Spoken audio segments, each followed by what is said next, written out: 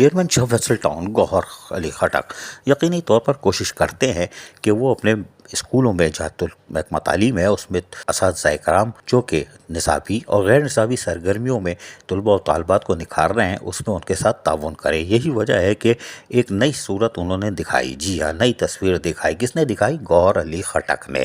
اور اس پر عمل درآمد کیا ڈائریکٹر ایجوکیشن خورشید عالم نے اور سپروائزر عادل محمود نے.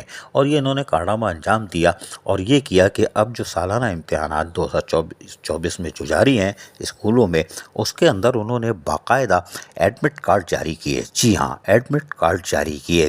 اور اس ایڈمٹ کارڈ میں آپ دیکھ رہے ہیں بچی کی تصویر بھی ہے ایک طالبہ کی.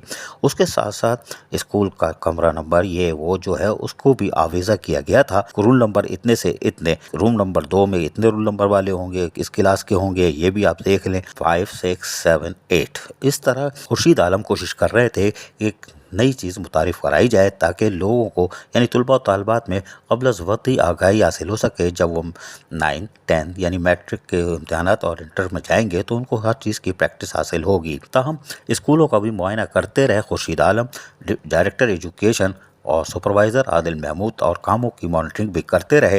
اور سالانہ امتحانات 2024 کے دوران T M C school number 7 کا جہاں تبصرہ کیا وہیں پر طلباء و طالبات کو فراہم کی جانے والی سہولتیں اور اساتذہ اکرام سے بھی معلومات حاصل کی تاکہ کسی کو کسی قسم کی کوئی تکلیف نہ ہو اور طلباء و طالبات احسن طریقے سے امتحان دے سکیں. چیئرمین شاہ فیصل ٹاؤن گوہر خٹک کی کاوشیں خوش آئندہ ہیں اور یقینی طور پر ہم کہہ سکتے ہیں کہ وہ اسکول جاتے تھے. جی ہاں, جاتے تھے, جبھی تو وہ اسکول کی طرف متوجہ ہیں.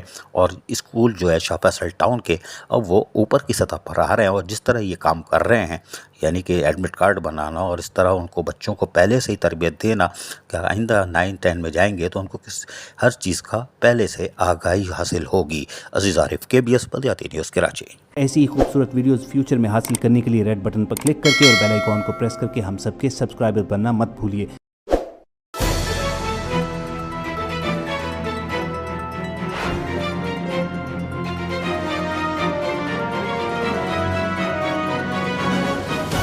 KBS بلدیاتی نیوز.